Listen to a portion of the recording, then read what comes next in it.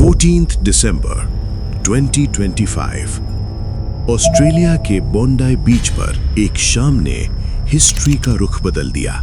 ये सिर्फ एक टेरर अटैक नहीं था, ये ऑस्ट्रेलिया के मल्टीकल्चरल फैब्रिक पर लगा हुआ एक गहरा जख्म था। इस इन्वेस्टिगेशन में हम सेंसेशनल हेडलाइन से आगे जाते हैं और फैक्ट्स, टाइमलाइंस और फेलियर्स को सामने रखते हैं।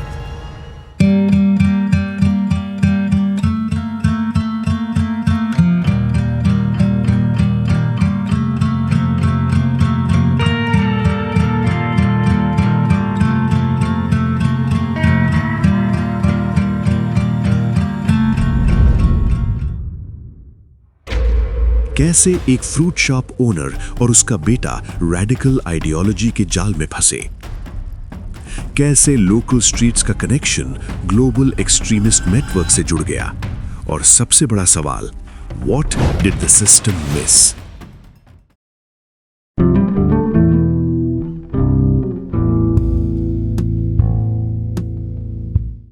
The anatomy of the attack, घटना का विश्लेषण। The setting, Hanukkah by the sea. Bondi beach Sydney का सबसे आइकॉनिक लैंडमार्क हमेशा से ओपननेस और इगैलिटेरियनिज्म का सिंबल रहा है। संडे 14 दिसंबर 2025 की शाम वहां हनुका बाय द सी का आयोजन किया गया था। ये इवेंट जूइश कम्युनिटी के लिए एक मेजर सेलिब्रेशन था, जिसमें फैमिलीज, टूरिस्ट्स और बच्चे शामिल थे। इस लोकेशन का सिलेक्शन टेररिस्ट की स्ट्रैटेजी का एक क्रूशियल हिस्सा था। ये एक सॉफ्ट टारगेट था, ओपन एक्सेस, हाई विजिबिलिटी और maximum civilian density. Report indicate करती है कि अटैकर्स ने भीड़ को मैक्सिमाइज होने का इंतजार किया।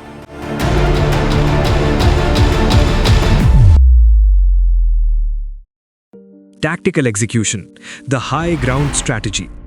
Attackers साजिद अकरम और नवीद अकरम ने एक military style high ground tactic अपनाई। उन्होंने आर्चर पार्क के ऊपर स्थित एक पेडेस्ट्रियन फुटब्रिज को अपना फायरिंग पॉइंट बनाया। इस पोजीशन ने उन्हें दो स्ट्रेटेजिक एडवांटेजेस दिए। अनअब्स्ट्रक्टेड फील्ड ऑफ फायर, ब्रिज से उन्हें नीचे पार्क में जमा भीड़ पर सीधा निशाना लगाने का मौका मिला।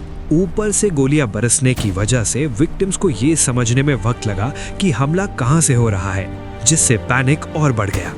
विटनेसेस और बैलिस्टिक रिपोर्ट्स के मुताबिक अटैकर्स ने लॉन्ग बैरल्ड फायर आर्म्स यानी राइफल्स का इस्तेमाल किया। उन्होंने लगभग 10 मिनट तक फायरिंग की, जिसमें 100 से ज्यादा राउंड्स फायर किए गए। इसके अलावा पुलिस ने बाद में उनकी गाड़ी और सीन के पास से इम्प्रोवाइज्ड एक्सप्लोजिव डिवाइसेस बरामद किए, जो ये दर्शाता है कि उनका प्लान सिर्फ शूटिंग तक सीमित नहीं था, बल्कि फर्स्ट रिस्पॉन्डर्स को टारगेट करने का भी था। द विक्टिम्स, इस हमले में 15 मासूम जिंदगियां चली गईं, साथ ही एक परपेट्रेटर भी मारा गया। विक्टिम्स की डेमोग्राफिक डाइवर्सिटी एक गहरी सच्चाई को सामने लाती है। आतंकवाद किसी एक धर्म, कम्युनिटी या चेहरे को नहीं, बल्कि पूरी इंसानियत को निशाना बनाता है। मटिल्डा, सिर्फ 10 साल की सबसे छोटी विक्टिम, उसकी मौत ने सिर्फ एक फैमिली को नहीं, बल्कि पूरे देश के ज़मीर को झकझोर दिया। एक ऐसी जिंदगी जो अभी शुरू भी नहीं हुई थी। एलेक्स क्लेटमैन, 87 साल के, एक हॉलोकॉस्ट सर्वाइवर। ये एक दिल तोड़ देने वाली आयरनी है। जो शख्स नाजी जर्मनी के हॉरर से बच गया, वो सिडनी जैसे शांत शहर में डेकेड्स बाद वायलेंस का शिकार बना। रिलीजियस लीडर्स रैबाई एलाई श्लंगर और रैबाई याकूब लेविटान, उनकी मौत सिर्फ इंडिविजुअल्स का लॉस नहीं थी, ये पूरी कम्युनिटी के लिए एक स्पिरिचुअल ब्लो था। एक ऐसा घाव जो नंबर्स में मेजर नहीं किया जा सकता। ये कहानी सिर्फ विक्टिम्स की नहीं है, ये याद दिलाने के लिए है कि जब टेररिज्म होता है तो निशाना सिर्फ लोग नहीं होते, भरोसा, शांति और इंसानियत खुद हमेशा के लिए बदल जाती है। अपराधियों की पृष्ठभूमि, इस मामले का सबसे जटिल पहलू हमलावरों की पहचान और उनका मूल है। जांच के दौरान एक विरोधाभासी कहानी सामने आई, जिसने सच्चाई से ज्यादा राजनीतिक तनाव को बढ़ाया। साजिद अकरम, उम्र 50 वर्ष, बाहर से देखने में एक सामान्य व्यक्ति था। वो समाज में घुल मिलकर रहता था और सिडनी में फल की दुकान चलाता था। उसका कोई खुला आपराधिक रिकॉर्ड नहीं था। जन्म स्थान को लेकर भ्रम, शुरुआती खबरों में उसे पाकिस्तान से आया हुआ व्यक्ति बताया गया, लेकिन बाद में तेलंगाना पुलिस ने पुष्टि की कि वो हैदराबाद के टोली चौकी इलाके का रहने वाला था। जहां उसने पढ़ाई की और 1998 में ऑस्ट्रेलिया गया। परिवार के अनुसार साजिद ने कई साल पहले उनसे संबंध तोड़ लिए थे क्योंकि उसने एक ईसाई महिला से विवाह किया था। हथियारों का मामला। साजिद के पास 6 वैध हथियार थे। एक साधारण दुकानदार के पास इतने हथियार होना और प्रशासन का इसे न रोक पाना एक गंभीर सुरक्षा चूक को दिखाता है। नवीद अकरम पुत्र। नवीद अकरम उम्र 24 वर्ष, सिडनी में जन्मा और वहीं का नागरिक था। वो एक निर्माण मजदूर था, लेकिन कंपनी बंद होने के बाद बेरोजगार हो गया। 2019 में निगरानी। 2019 में नवीद सुरक्षा एजेंसियों की नज़र में आया क्योंकि उसके संपर्क एक उग्र समूह से जुड़े व्यक्ति से थे। 6 महीने की जांच के बाद उसे कम खतरा मानकर मामला बंद कर दिया गया। आज यही फैसला गंभीर सवालों के घेरे में है। इस इन्वेस्टिगेशन का मेन गोल ये समझना है कि अटैकर्स रैडिकल कैसे हुए और उनके लिंक्स कौन-कौन से नेटवर्क से जुड़े थे। अवेलेबल इंडिकेटर्स ये सजेस्ट करते हैं कि ये अटैक एक अकेला आदमी नहीं कर सकता था। इसके पीछे ऑर्गेनाइज्ड थिंकिंग और एक्सटर्नल इन्फ्लुएंस का रोल था। पाकिस्तान कनेक्शन।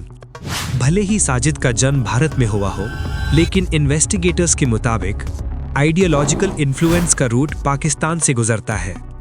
रिपोर्ट्स के अकॉर्डिंग नवीद अकरम ने कुछ टाइम इस्लामाबाद की हमदर्द यूनिवर्सिटी में स्पेंड किया था।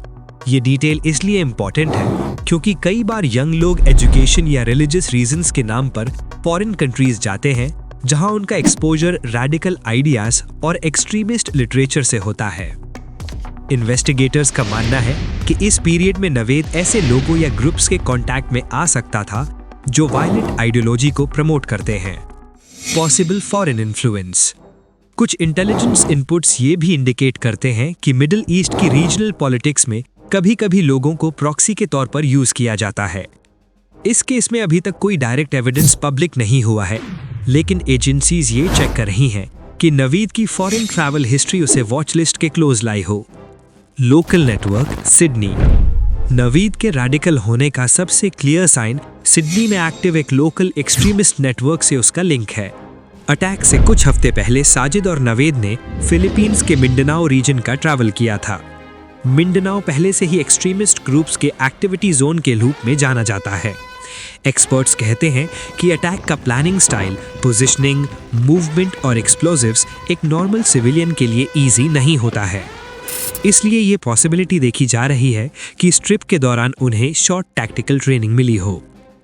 इंटेलिजेंस एजेंसीज अब ये भी एनालाइज कर रही हैं कि साउथ एशिया और साउथ ईस्ट एशिया के एक्सट्रीमिस्ट नेटवर्क्स के बीच कोऑर्डिनेशन बढ़ रहा है या नहीं। इस घटना ने ऑस्ट्रेलियन सिक्योरिटी सिस्टम की गंभीर कमजोरियों को सामने ला दिया। आज एक सवाल हर जगह पूछा जा रहा है। How did a man on a terror radar get access to 6 guns? ये सिर्फ एक सवाल नहीं, ये पूरे सिस्टम पर उठी हुई उंगली है। Gun licence loophole. Sajid Akram के पास 6 वैध बंदूकें थीं, जबकि 1996 के पोर्ट आर्थर मैसेकर के बाद ऑस्ट्रेलिया के गन लॉज दुनिया के सबसे स्ट्रिक्ट माने जाते हैं। फिर भी ये चूक कैसे हुई? डेटा गैप एक बड़ी वजह थी। पुलिस का गन लाइसेंस सिस्टम और ASIO का इंटेलिजेंस डेटाबेस आपस में पूरी तरह जुड़ा हुआ नहीं था। जब नवीद ASIO की जांच में था, तब उसके पिता साजिद के गन लाइसेंस की कोई फ्रेश रिव्यू नहीं की गई। फिट एंड प्रॉपर टेस्ट भी फेल हुआ। कानून कहता है कि अगर किसी व्यक्ति का करीबी संबंधी आतंक से जुड़ी जांच में हो, तो लाइसेंस होल्डर को सेफ नहीं माना जाना चाहिए। ये नियम कागज पर था, लेकिन ग्राउंड लेवल पर लागू नहीं हुआ। ASIO की प्रायोरिटी गैम्बल। ASIO के डायरेक्टर जनरल माइक बर्जिस खुद ही स्वीकार कर चुके हैं कि एजेंसी रिसोर्सेज की कमी से जूझ रही है। हर साल हजारों लीड्स आती हैं, इसलिए केसेस को प्रायोरिटी में बांटना पड़ता है। नवीद को लो प्रायोरिटी माना गया क्योंकि वो एक एसोसिएट था, कोई मेन प्लानर नहीं। लेकिन टेररिज्म में रोल्स फिक्स्ड नहीं होते। Today's associate can be tomorrow's attacker. यही सबसे बड़ा रिस्क लिया गया।